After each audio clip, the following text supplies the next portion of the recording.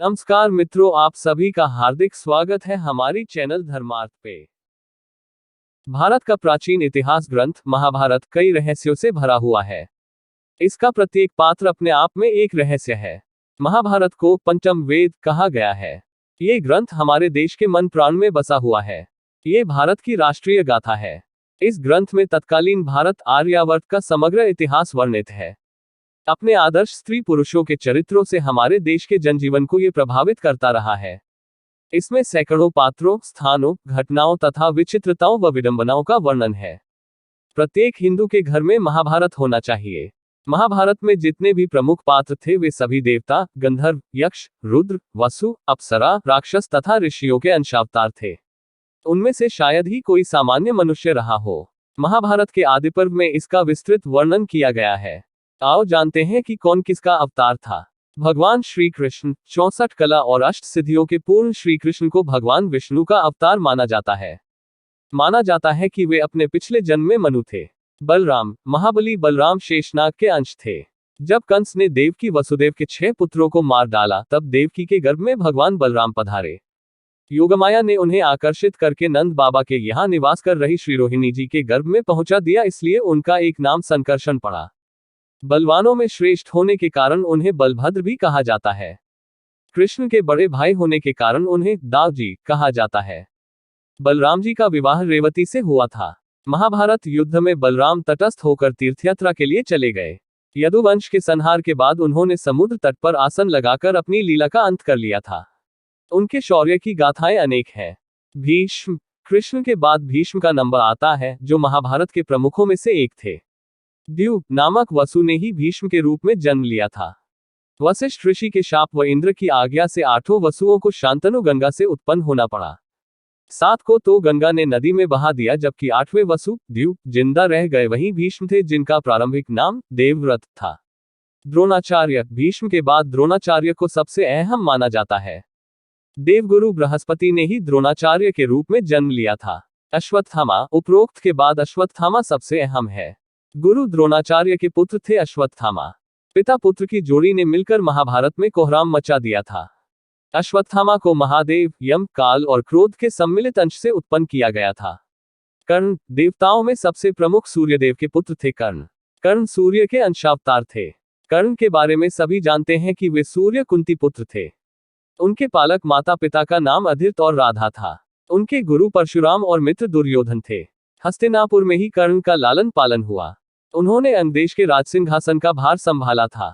जरासंध को हराने के कारण उनको चंपा नगरी का राजा बना दिया गया था। दुर्योधन कलियुग का तथा उसके 100 भाई पुलस्त्य वंश के राक्षस के अंश थे। दुर्योधन हस्तिनापुर के महाराज धृतराष्ट्र और गांधारी के 100 पुत्रों में सबसे बड़ा पुत्र था। वेद व्यास के वरदान से ही गांधारी के 100 पुत्रों का जन्म हुआ था। दुर्योधन के असंख्य कुकृत्य के कारण अंततोगत्वा कौरव और पांडवों में युद्ध आरंभ हो गया। दुर्योधन गदा युद्ध में पारंगत था और श्री कृष्ण के बड़े भाई बलराम का शिष्य था। दुर्योधन ने कर्ण को अपना मित्र बनाया था। गांधारी द्वारा देखे जाने से उसका शरीर वज्र के समान हो गया था, लेकिन कृष्ण के छल के कारण उसके गुप्तांग का स्थान कठोर नहीं हो पाया, जिसके चलते महाभारत युद्ध में भीम ने दुर्योधन को उसकी जंघा से पकड़कर उसके 2 फाड़ कर दिया और इस तरह दुर्योधन मारा गया। अर्जुन, इनके धर्मपिता पांडु थे, लेकिन असल में वे इंद्र कुंती के पुत्र थे। देवराज इंद्र ने अर्जुन को बचाने के लिए कर्ण के कवच और कुंडल उनसे छल द्वारा छीन लिए थे। देवराज इंद्र एक ब्राह्मण के वेश में पहुंच गए कर्ण के द्वार और उनसे दान मांग लिया। भीम को पवन पुत्र कहा जाता है। हनुमान जी भी पवन पुत्र ही थे। कहते हैं कि भीम में 10,000 हाथियों का बल था। भीम ने बलराम से गदा युद्ध सीखा था। भीम ने ही दुर्योधन और दुःशासन सहित गांधारी के 100 पुत्रों को मारा था। द्रौपदी के अलावा भीम की पत्नी का नाम हिडिंबा था, जिससे भीम का परमवीर पुत्र घटोत्कच पैदा हुआ था। घटोत्कच ने ही इंद्र द्वारा कर्ण को दी गई अमोघ शक्ति को अपने ऊपर चलवाकर अर्जुन के प्राणों की रक्षा की थी। युधिष्ठिर धर्मराज कुंती के पुत्र थे। युधिष्ठिर के धर्मपिता पांडु थे और वे 5 पांडवों में से सबसे बड़े भाई थे। वे सत्यवादिता एवं धार्मिक आचरण के लिए विख्यात थे। अनेकानेक धर्म संबंधी प्रश्न एवं उनके उत्तर युधिष्ठिर के मुख से महाभारत में कहलाए गए हैं। उनके पिता धर्मराज ने यक्ष बनकर सरोवर पर उनकी परीक्षा भी ली थी। द्रौपदी के अलावा उनकी देविका नामक एक और पत्नी थी। द्रौपदी से प्रतिविंध्य और देविका से धौधेय नामक उनके 2 पुत्र थे। ये सशरीर स्वर्गारोहण कर गए थे। नकुल व सहदेव, ये 33 देवताओं में से 2 अश्विनी कुमारों के अंश से उत्पन्न हुए थे।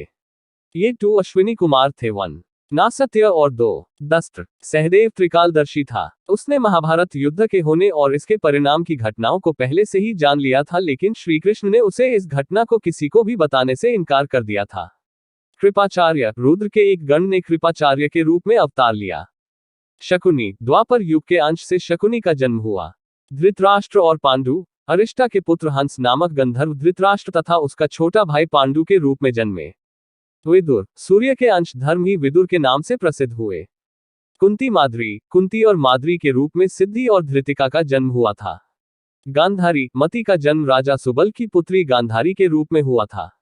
रुक्मणी द्रौपदी, राजा भीष्मक की पुत्री रुक्मणी के रूप में लक्ष्मी जी व द्रौपदी के रूप में इंद्राणी उत्पन्न हुई थी। अन्य, अभिमन्यु चंद्रमा के पुत्र वर्चा का अंश था।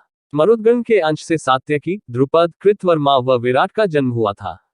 अग्नि के अंश से धृष्टद्युम्न व राक्षस के अंश से शिखंडी का जन्म हुआ था। विश्वदेवगण द्रौपदी के 5 पुत्र प्रतिविंध्य, सुतसोम, श्रुतकीर्ति, शतानीक और श्रुतसेव के रूप में पैदा हुए थे। दानवराज विप्रचित्ति, जरासंध व हिरण्यकशिपु शिशुपाल का अंश था। कालनेमी दैत्य ने ही कंस का रूप धारण किया था। इंद्र की आज्ञानुसार अप्सराओं के अंश से 16,000 स्त्रियां उत्पन्न हुई थीं। अगर हमसे इस वीडियो में कोई भी प्रकार की गलती हुई हो तो हम आपसे क्षमा मांग रहे, कृपया हमें क्षमा कर दीजिएगा।